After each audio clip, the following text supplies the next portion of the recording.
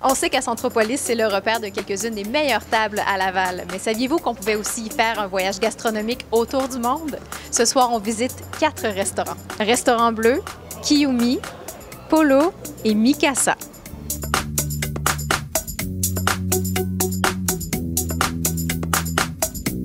Antoine Zouki, chef propriétaire du Restaurant Bleu. Quelques mots sur le décor du majestueux restaurant. C'est vraiment magnifique ici, là. C'est un design qui a été conçu pour que l'œil soit quand même reposé. De plus en plus, je préfère aller quelque part où ce que je me sens comme apaisé, relaxé. C'est l'idée derrière le design, qu'on vient puis on est en paix d'esprit. Dans le fond, l'accent est mis sur la bouffe. Exactement, c'est le tableau pour présenter notre nourriture. Tu sais, que ça soit une cuisine variée déjà avec tous les légumes, toutes les légumineuses, tous les types de viande, du cru jusqu'au cuit. Et les spécialités au Restaurant Bleu? Bien écoute, toutes les entrées, les fameuses mesas évidemment, avec du baba ganoush au hummus jusqu'à la taboulée, les feuilles de vigne, les feuilletés au fromage, les tartares. Puis après, ben, c'est les grillades sur le charbon de bois, que ce soit les poissons grillés, les viandes grillées, les cailles grillées, les crevettes. Écoute, le charbon de bois, on ne peut pas vraiment se tromper avec ça. C'est fait à l'ancienne, la vieille façon, fait qu'on essaie de garder cette touche-là. J'ai vu que vous aviez une cave à vin très garnie et il semblerait que vous ayez une belle sélection de vins libanais. Ben oui, c'est que les gens, ils ont plutôt tendance à pas associer vraiment le Liban et la viniculture, tandis que si on prend historiquement, on est, si pas le premier, un des premiers producteurs de vin au monde.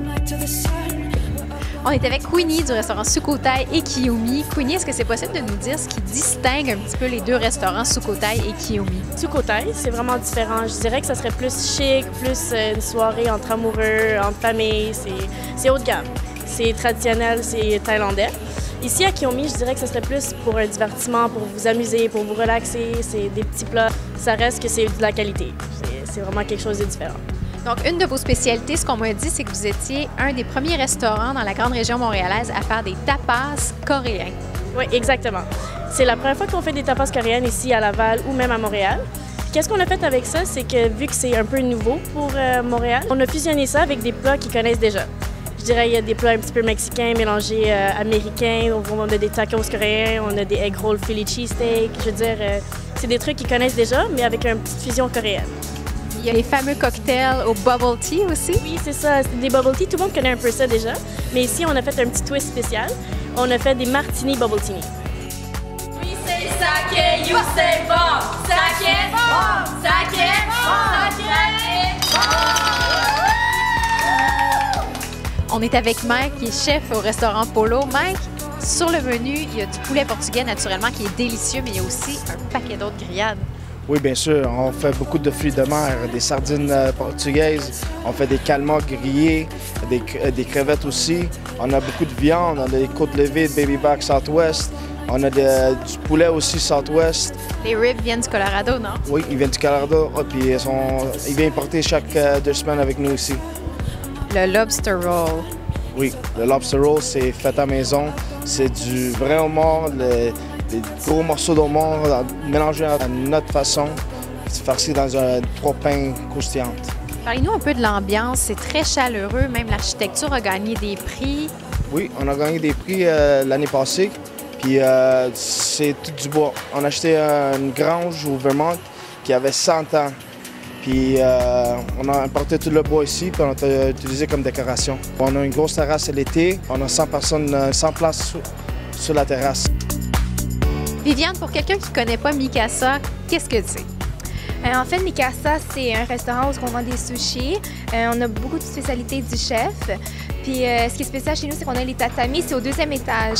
On a 6 salons privés. On peut accueillir comme jusqu'à 14 personnes. Puis ouais, c'est pas mal romantique, je dirais. C'est tranquille. En haut, c'est intime.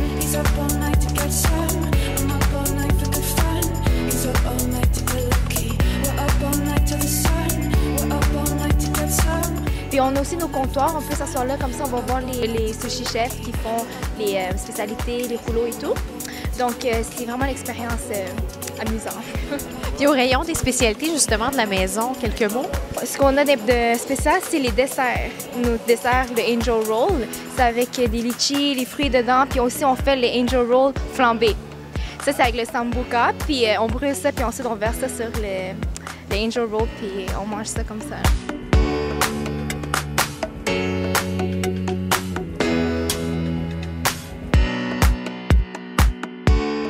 Outre les 4 restaurants visités ce soir, vous pouvez également aller faire un voyage du côté de la France avec le tire-bouchon, de la Méditerranée avec Amos et de l'Italie avec le restaurant Mozza.